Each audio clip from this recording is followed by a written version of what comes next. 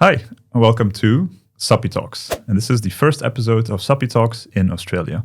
And here with me in the studio, we have a very special guest. We have Patrick de Pinho from Zeus Street Greek. Patrick, welcome. Thank you for joining us. Thanks for having me. Appreciate it. Patrick, can you tell us a bit more about yourself? Who's Patrick? Who's Patrick? That's a good question.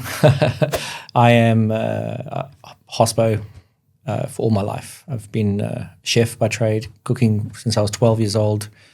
Started my first real job during my school holidays in the Air Force headquarters in South Africa where my dad worked.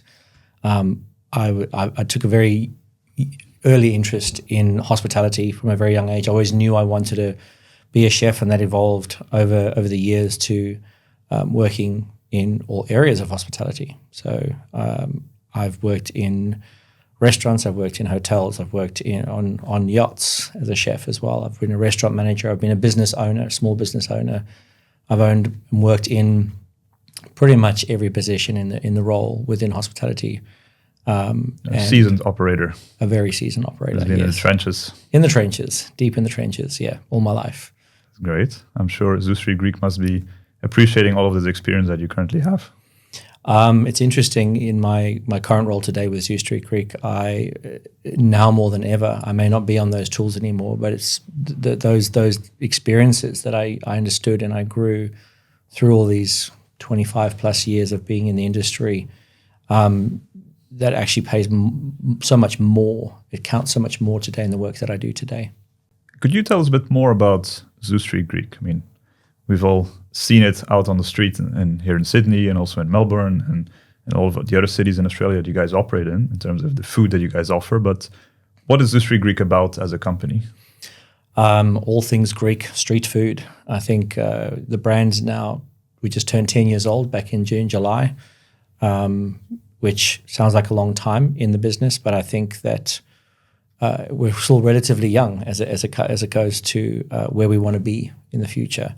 The brand was started by a group of Greek family who love the brand. They're very passionate about their heritage. They're very much involved with growing the business from a day-to-day basis.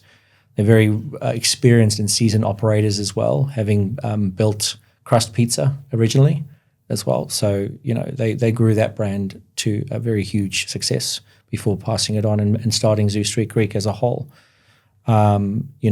We have, over the last 10 years, grown to 36 locations. And we have, over the years, shifted away from what was originally a strong, fine dining or restaurant establishment into what we are now playing in the space of elevated QSR. We focus on 4 key pillars of growth within our business. Firstly, our retail space, our bricks and mortar stores. As I mentioned, 36 stores. 11 of them are owned by the business owners themselves, and we own and operate them ourselves. And then we've got multiple franchisees who own single or multiple sites as well. The next stage in which we're looking at in this elevated QSR space is how we position ourselves in the market today as it goes to value and quality. And they go super hand in hand and really, really important in our strategy in growing the business from where we are currently at 36 to get to the 100 stores in 2028, in which we aggressively and very much pushing hard to get to. That's an ambitious goal. Massively ambitious, but I think anybody who's worked with us know very well that we are up for the task and we're ready for it. Again, another way in which we're pushing our brand, and the third of the 4 pillars that we're focused on as a business is the FMCG space. We're at 36 stores. Not everybody in the country knows our brand.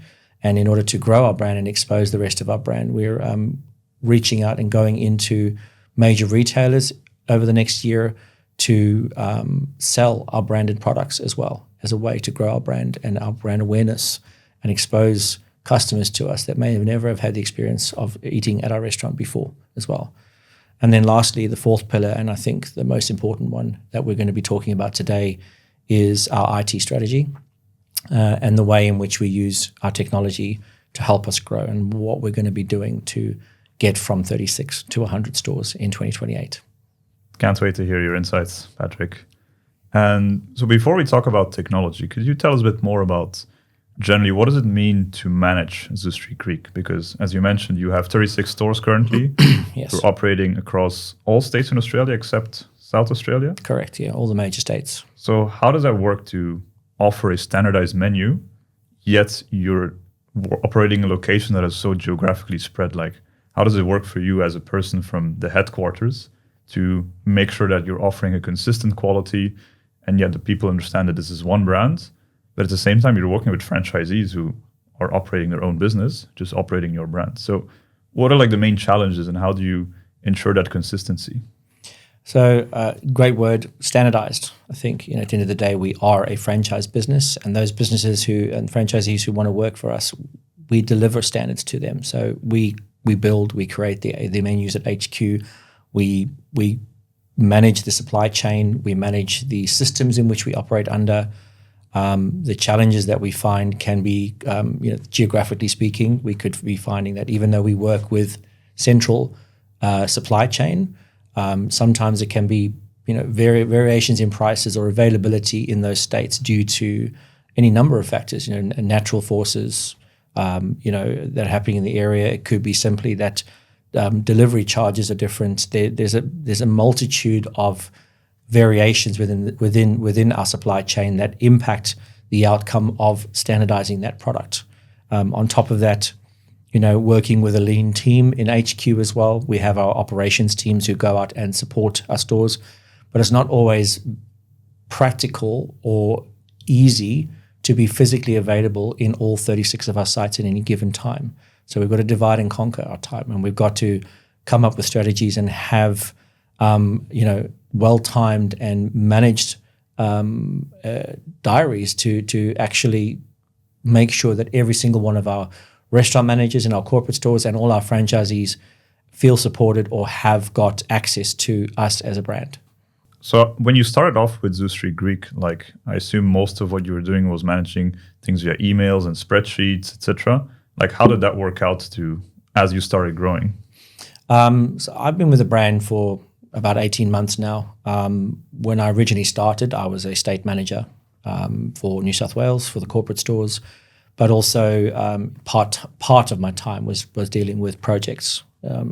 Very quickly, about 8 months ago, that role evolved into full-time project manager because it was very obvious to us that we needed to resource more time and dedication into digging into and looking into all our systems that we use, all the supply chain partners we work with, to really identify any gaps we have currently. As I said, 36 stores, multiple people working under the brand. And when you work with email and Excel spreadsheets, that's such an old system to use. And far, far, far too many businesses still rely on email and Excel spreadsheets to produce the results and manage their businesses. We found this to be quite challenging. And that's where we stand today with what we're doing to help grow our business. Great. So then since you joined, what's your approach or what's Zeus Street Greek's approach to technology and finding the right technology? It's a really great question. I can tell you I'm not a technology expert. I'm not a qualified project manager, so to speak. But as I mentioned earlier, all my experiences in operating hospitality businesses has given me the perspective that I have in order to do my job. Because you've been there. Because I've been there. I understand the nuances of serving a customer or cooking the meals or having equipment or having the right systems in place in order to support serving our customers great food and giving them great service. So partnering with businesses, technology businesses in particular, who are built by hospitality operators and for operators, I think has been critical and key to the speed in which we've managed to make the volume of changes we've made over the very short period of time over this year in order to prepare us for the next phase of growth in the business. So when it comes to picking the right software vendor, like what do you generally look out for? There's so many out there to choose from, right? I mean, it's a vast industry. In 2023, the hospitality industry was valued at $3.7 billion globally. That's set to be nearly $40 billion by 2033. Happy days. It's massive. It's such a huge area of opportunity. And if we are not embracing that technology today and moving away from the traditional spreadsheets and emails, then we're vastly falling behind. A lot of what happens and comes along with it is change management. A huge amount of change management required to bring everybody along for the journey. And Zeus Street Greek made the decision to do that now at 36 stores, not at 136 stores or 100 stores, because purely the amount of people we require to adopt these technologies within our businesses that we do to support the growth. Overall, the way we've chosen our current partners with technology comes down to very much, again, that aspect that they have been or have used or employ operators within the hospitality industry, and those who understand the quirks that come along with being in hospitality. And first and foremost, the technology that we adopt today is not there only to support us as a brand to deliver information and data to help us grow the brand. It's also there and mainly there to support the people that use the technology to deliver our brand itself. And so the partners we work with today are very much, while they're technology driven, we're also driven by the relationships we build with them to form long-term solutions-focused approaches to the technology we use today. I really like what you said about software being built by former operators, because this is something that just became more possible in the last few years and last decades. Before, building software was very expensive, and it was only certain big corporates that could afford to have a development team to build bigger softwares, and mainly in the likes of like ERP softwares that obviously would have to then be reused for so many different purposes. Whereas today it became so easy and so cheap and so fast to build software on your own. Very much. There's a lot of no-code tools, AI tools available that you can very simply build a very simple software. So we're seeing a much bigger rise of very purpose-built softwares out there, which are used for very specific niches. Mm-hmm. And that's something that we really see that's in line also with what Zeus Street Greek wants to do. But then when it comes to managing a variety of software partners that you have, let's say that you have a different vendor for your point of sale, different one for your inventory, different one for accounting, a different one for workforce management. How do you go about making sure that all of that stays well connected and there's no discrepancies between these different systems and you're able to basically still feel like you're operating one system? So how do you go about that? It's tricky because, as I said earlier, there's so many opportunities and differences out there. I think what I've managed to achieve with Zeus Street Greek over the last 6 months in particular is to really dig deeper into not just selecting specific technologies. I think every technology, especially your bigger point of sale businesses, will always offer variations of those other opportunities, inventory management, labor management. I think those businesses that specialize in particular functionality and technology are the ones that tend to succeed the most, the ones that are open and real about the fact that they don't necessarily focus on other areas of business management and control. A point of sale system needs to be a point of sale system. An inventory management system needs to be an inventory management system, and a labor management system needs to be so. But it doesn't mean that they can't work together. And we've found a way to connect the partners that we work with in a centralized system, because at the end of the day, they're all different avenues of data, and if they all feed into a centralized business intelligence tool or platform that we can then use to visualize that information and therefore make more informed decisions on a holistic point of view. We haven't had that access to that technology before, or we haven't found ways up until now to choose partners that will happily and actively connect and work together, whether that's through an API integration or whether that's through a centralized data center, whichever way it may work. And I think that's vital to the success of what we're doing today. Interesting. And how important is the human interaction that you have with these different vendors? I think it's the most important thing. At the end of the day, as I mentioned earlier, I know as much about technology as the next person. We have a lot of technology around us today. and I don't necessarily have the knowledge or skill set to understand how that technology is built or worked, but I'm an operator, and I work and I know what problems we face. And so having that human interaction and the relationship building with those technology partners to be able to approach them and explain to them, this is the problem we face, this is the gap that we have, this is what we are trying to solve. And then them knowing their knowledge about how their technology works, able to come back to us with a solution. Also, importantly, if there's not a solution that exists, the willingness to help develop that for us. I think that's been critical. At the end of the day, I think the adoption of technology is kind of like buying a vehicle, really, buying a car. You know, when you go and buy a car, what do most people want to see in their cars today? It's technology. You know, nobody's going to go and buy a brand new vehicle that's still got 10 or 20-year-old technology in it. It doesn't solve the problem for them. It doesn't connect their phone. People want to be connected all the time when they're driving, when they're moving. I think working with businesses that you can still pick up the phone and talk to somebody after they've sold you the pitch and after they've created this thing and after they've connected you in, it needs to be a much longer term relationship, because as much as the technology we're adopting today is vital today, is it going to still be vital in a year's time, 2 years' time, 10 years' time? How are those companies evolving themselves to make themselves better? So that they can also scale with you. So they can scale with us. It's all about scalability. We're putting in the hard yards now. We've had a tremendous year of a lot of change and growth. We've adopted 3 major new technology platforms, and all of them work together seamlessly. Not to say that it doesn't come with its problems, as most new systems will do. Again, it comes to that change management, and change management is about relationships and people.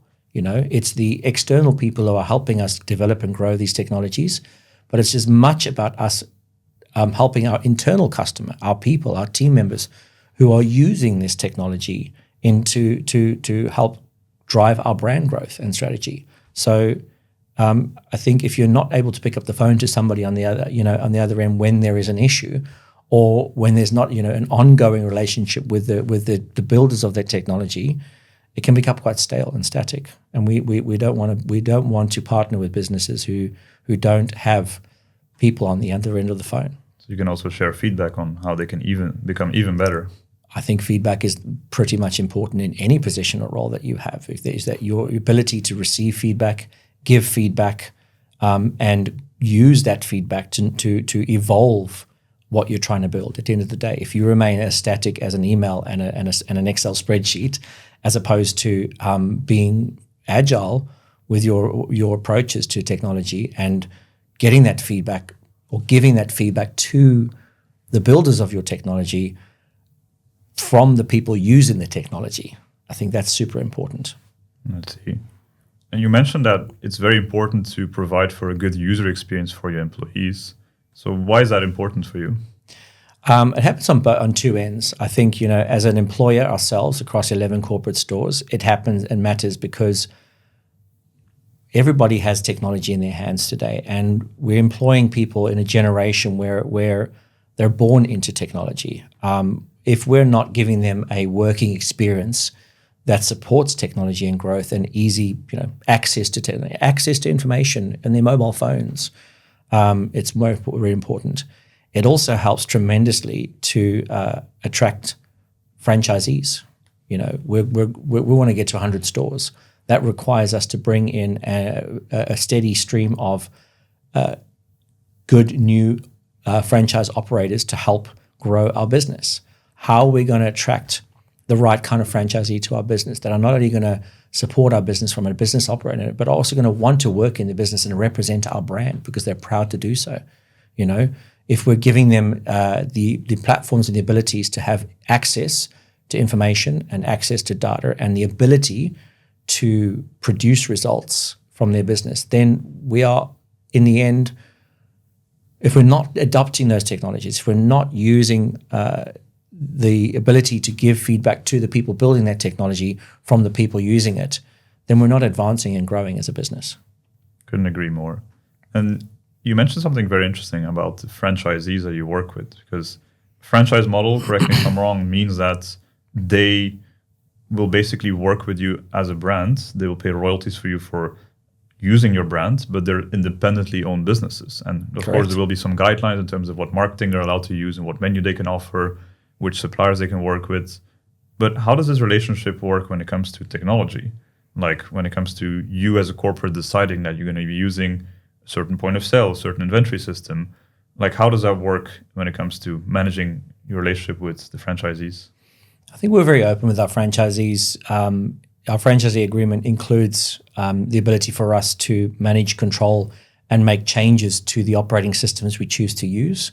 But we don't just make changes for the sake of making changes. We take time to ask questions, think about, work through, test, and pilot any of these systems in our own corporately owned stores first. We carry the risk first. I think that's a very, very important piece to for any future franchisees choosing to work with us and to be with our brand, that they understand that they're involved in the process as well. We recently started a franchisee advisory board as well, and we have a group of franchisees who've been with our brand and our business from the beginning to some of the newer franchisees and operators. And we meet on a regular basis to discuss everything that it comes to with our business, whether it's a marketing plan, whether it's a pricing change, whether it's the piece of technology we want to embrace. We give them the why. It's not just that we are going to do this. It's not just a top-down management process. We involve them in every step of the way because we feel that their opinion is valued. At the end of the day, we are asking them to adopt these tools in order to help their businesses grow and be more profitable. If we have more access to more of their data and we have the ability to manage and control a centralized perspective on their behalf, not only do we have more power and more ability to negotiate better terms with our suppliers for better control and therefore protect their profitability and their expenses, but also we're able to then have bigger visibility to some of the nuances and issues that we see in some of the stores when it comes to using that technology. And so we're able to then help them and support them to grow and see the gaps in their own businesses. And that's how we use our franchisees in that feedback system. It's how we use those franchisees to drive decisions, but we 100% carry the risk first in our businesses, in our corporate stores, before sharing it with them. And I think that's a really positive strategy to take. Couldn't agree more. It's a beautiful strategy indeed. And could you maybe give us like a few specific examples about how technology has helped you improve your bottom line, for example? Like how does that help you in the past? So it's no secret that the two of the biggest expenses that you have in your business is your labor and your COGS.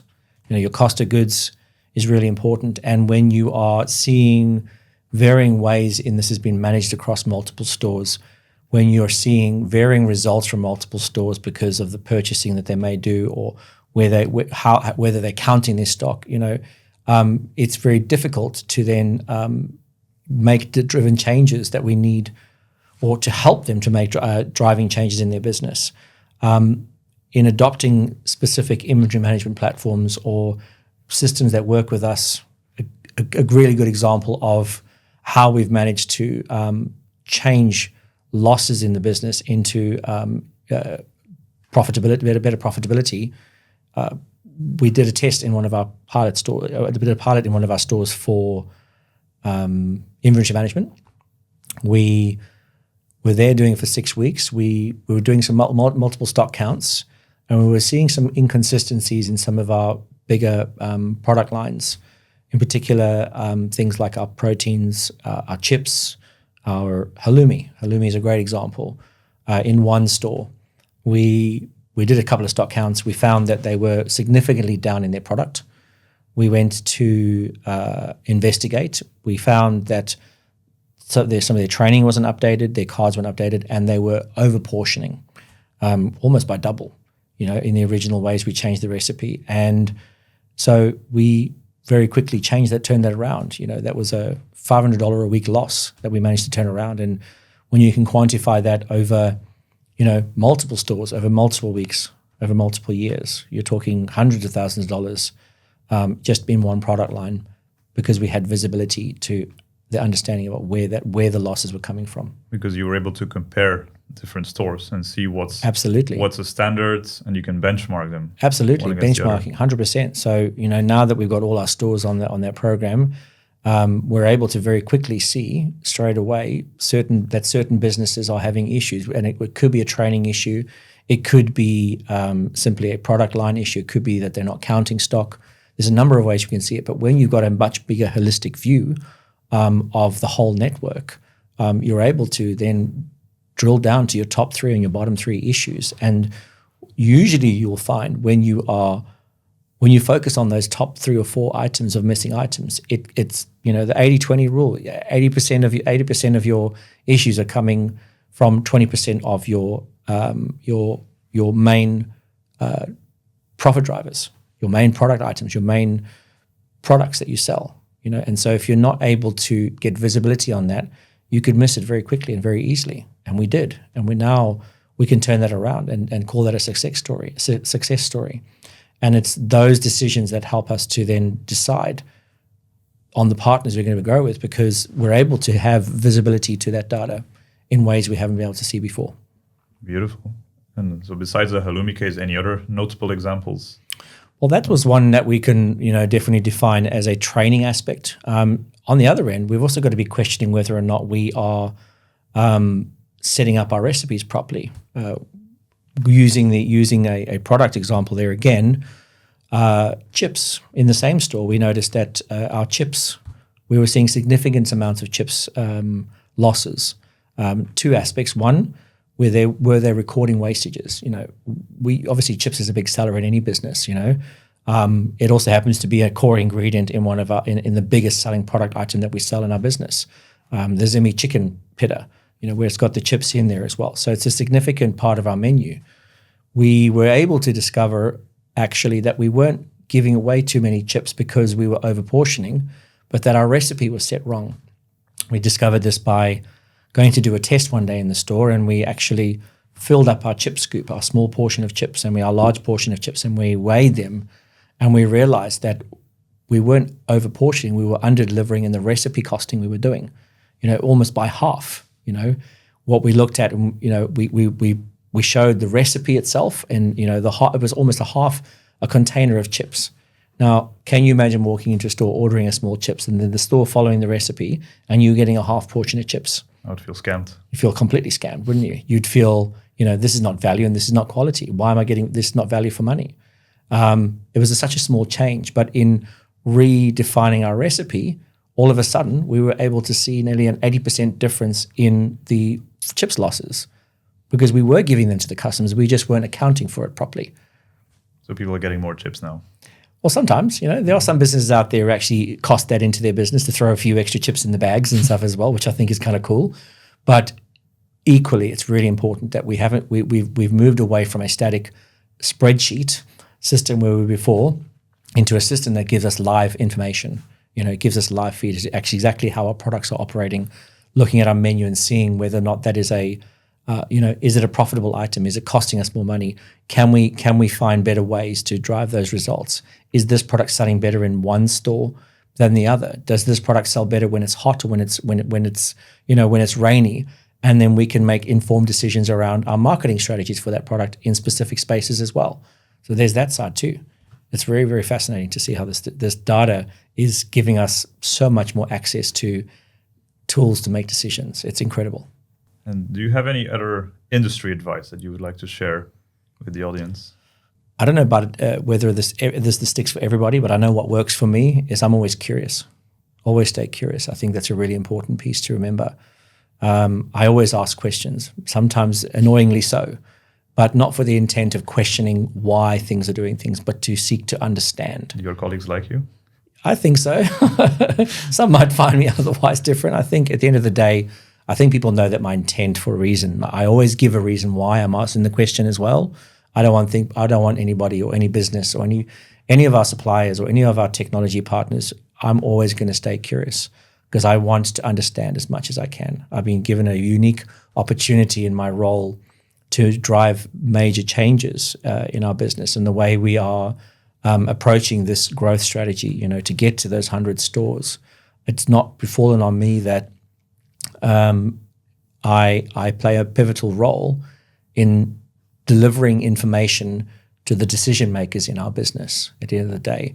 And so what questions I ask can influence the outcome of who we choose to work with in the future.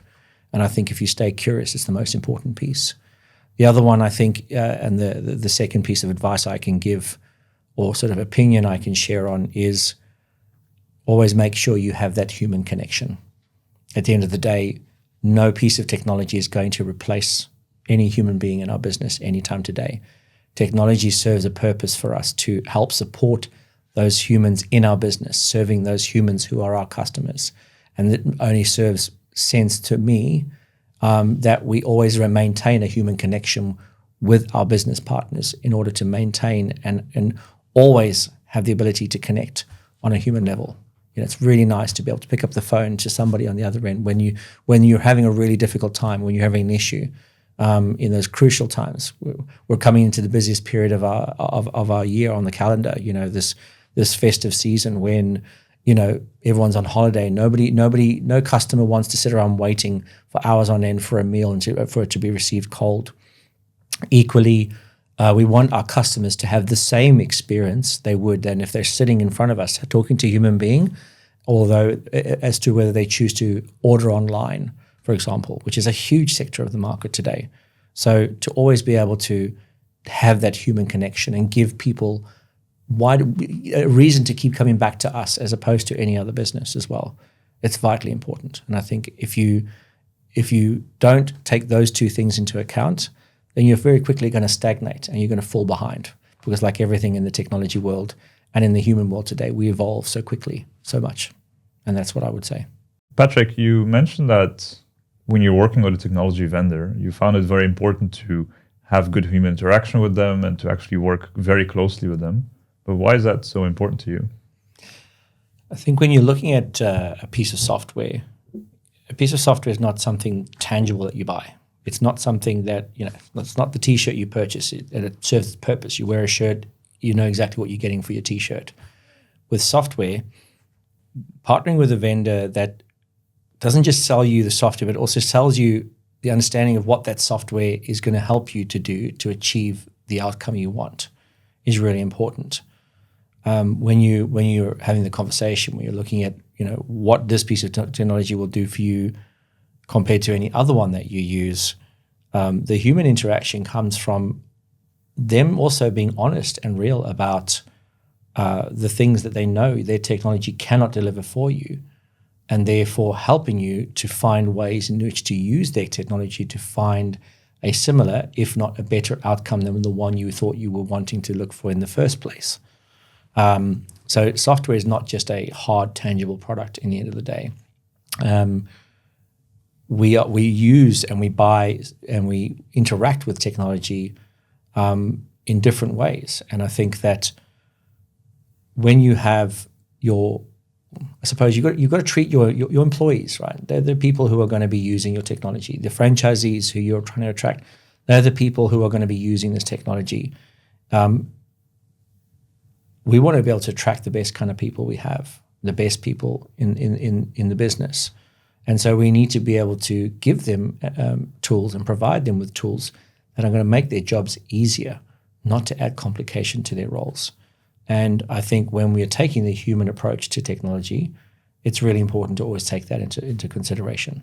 How does that help you as a corporate as well to, let's say, what are the benefits that you will get from having employees that have easy to use software that helps them in their everyday life? If we're giving them a piece of technology that is, say, accessible on their mobile phone, that they can do their jobs, of their admin jobs, we're asking our managers, our store managers, for example, or our franchisees to do any number of pieces of admin. No longer are we wanting them to really be stuck in an office. We don't build restaurants with offices in the background. We don't have this whole computer setup. Yes, a laptop could be mobile, an iPad could be mobile, but generally speaking, anything that we use, we want to be able to give them access to it in the palm of their hands, in their phones. If they were able to place an order really fast, within a minute, or receive an order really fast in a minute, or go and reconcile their daily income, or do a cash up, or give feedback, or talk to a customer about any number of things, a catering order or a special order, or taking a booking, or whatever it may be. If we can give them the ability to do so in the palm of their hands, that attracts the right kind of people to our business as well. If we're not embracing the fact that they're going to be on their phones, or that we can't, we've got this amazing piece of technology that we use for our training, and it's all a meta-based, it's an AI-based program. Not only we can deliver this to them in the most natural way that our team and our people are most naturally used to using through a WhatsApp program, but also when they are trying to learn or know something, we've got an AI chatbot that connects with our central source of data and information. I can ask it a question today, and if it doesn't know it, we can give them the answer that they need to in order to learn that next time, and it will just continue to learn and continue to grow. That's fascinating technology.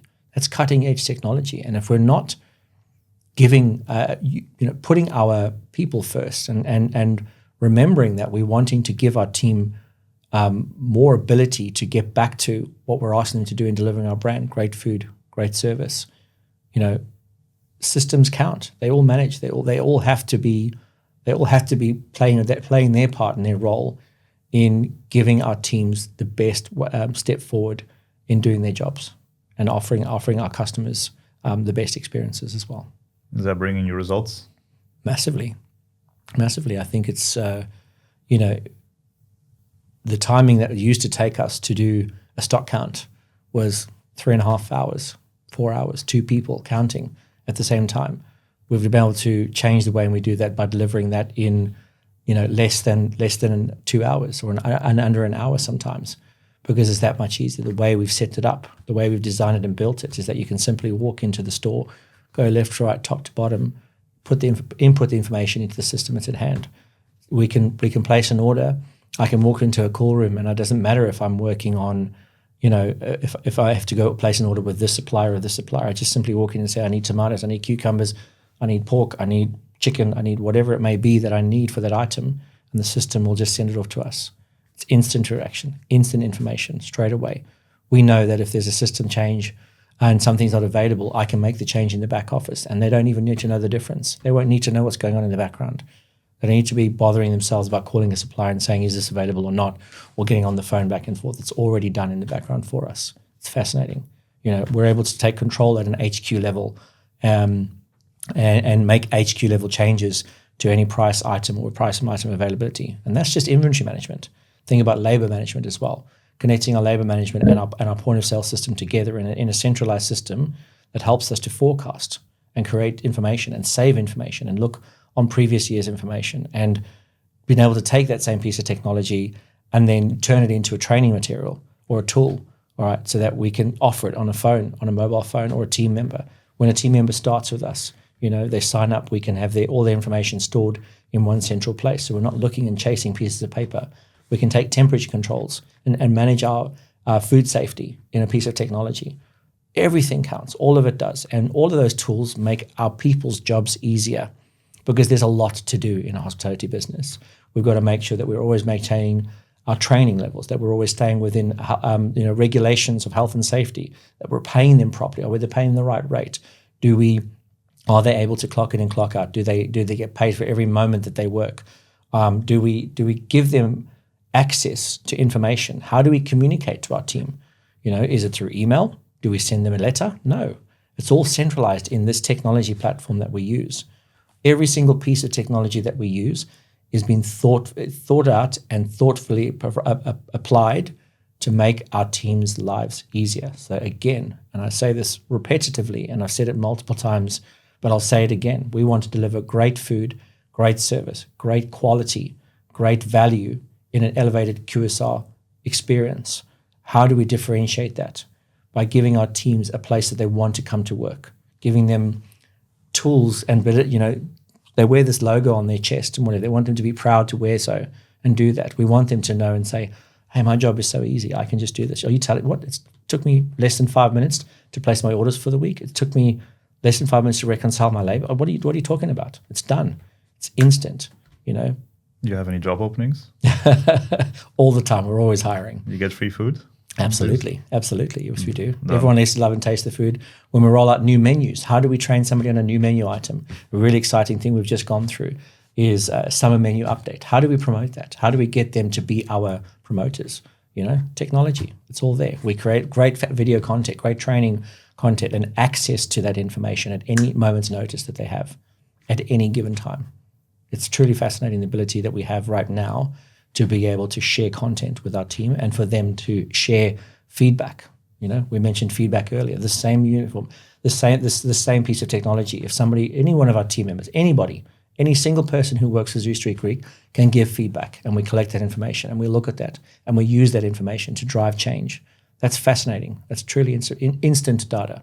Instant access for us on an HQ level has never been clearer for us, because when we give our teams the ability to feel part of the organization and the change that goes along with it, and the fact that we are constantly evolving, we do that through our people. And if we give them the ability to have the tools to make the changes and to make decisions and have access to instant information, it's a game changer for us. And how do you ensure that the right data goes into your system? Because obviously your dashboards are only as useful as the quality of the data that goes into it. So how do you ensure that the right data goes into it?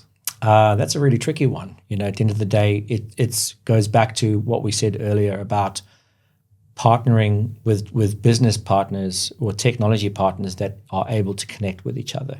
API integrations, sharing of data and information. I think the most important one is your sales data. It's the core for everything. If your sales revenue data is incorrect and you're forecasting against an incorrect number, you're going to spit out a bad result. Garbage in, garbage out.